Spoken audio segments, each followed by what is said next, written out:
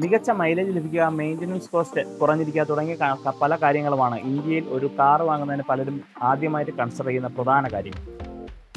വളരെയധികം മാറ്റങ്ങളൊന്നും ഈ ഒരു കാര്യത്തിൽ ഇപ്പോഴും വന്നിട്ടില്ലെങ്കിലും ഒരു 30% മാറ്റമെങ്കിലും മറ്റു പല ഘടകങ്ങളിലേക്കും ഇന്ത്യൻ കസ്റ്റമേഴ്സ് ചിന്തിച്ചു തുടങ്ങിയിരിക്കുന്നു എന്നുള്ളതാണ് വസ്തുത. ഇന്ത്യയിൽ കാർ വാങ്ങുന്നതിന് സേഫ്റ്റി ഒരു പ്രധാന ഘടകമായി ഇപ്പോൾ പലരും കൺസിഡർ ചെയ്യുന്നു എന്നുള്ളതാണ് നമ്മൾ മനസ്സിലാക്കുന്നത്. അത് മനസ്സിലാക്കിയിട്ടാണ് പല ബ്രാൻഡുകളും അവരുടെ സേഫ്റ്റി കാര്യങ്ങളെല്ലാം വളരെയധികം ഇമ്പ്രൂവ് ചെയ്തിട്ടുണ്ട്. അത് ഇന്ത്യൻ ബ്രാൻഡുകളായാലും ഫോറിൻ ബ്രാൻഡുകളായാലും പ്രധാനമായിട്ട് ഇന്ത്യൻ ബ്രാൻഡുകൾ തന്നെയാണ് സേഫ്റ്റിയുടെ കാര്യത്തിൽ ഇപ്പോൾ മുന്നോട്ട് നിൽക്കുന്നത്. അത് മഹീന്ദ്ര, ടാറ്റ പോലുള്ള ബ്രാൻഡുകളാണ്.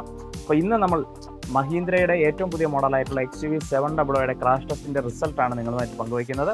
അതിൻ്റെ വിഷ്വൽസും ഡീറ്റെയിൽസും എല്ലാം പിറകെ വരുന്നുണ്ട്. ചാനൽ ആദ്യമായിട്ട് കാണുന്നവർ ചാനൽ സബ്സ്ക്രൈബ് ചെയ്യുക, ബെൽ ബട്ടൺ ഇനേബിൾ ചെയ്യുക. Welcome to rvuvrs.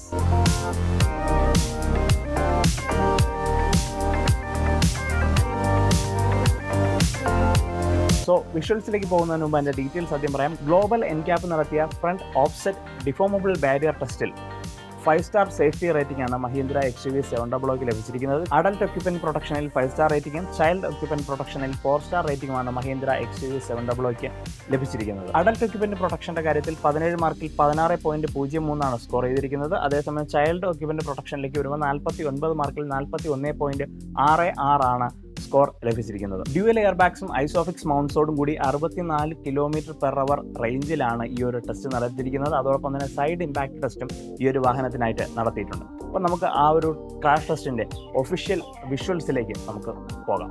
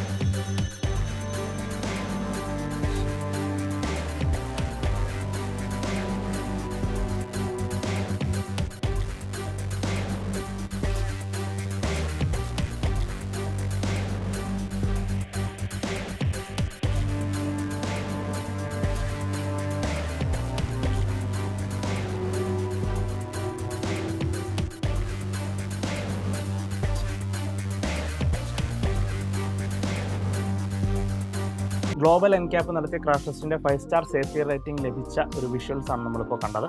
നേരത്തെ മഹീന്ദ്രയുടെ XUV 300ക്കും അതേപോലെ 5-star സേഫ്റ്റി റേറ്റിംഗ് ലഭിച്ചിട്ടുണ്ടായിരുന്നു.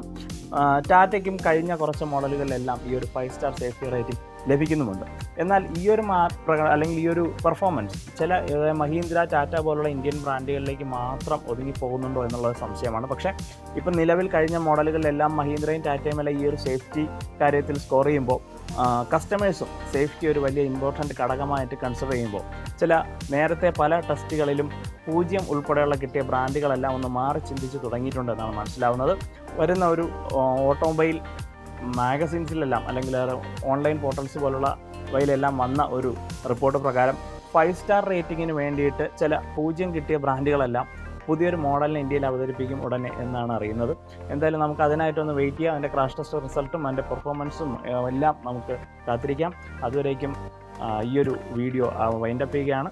കൂടുതൽ വീഡിയോസ് വരുന്ന ദിവസങ്ങളിലുണ്ടാവും. Stay tuned with us.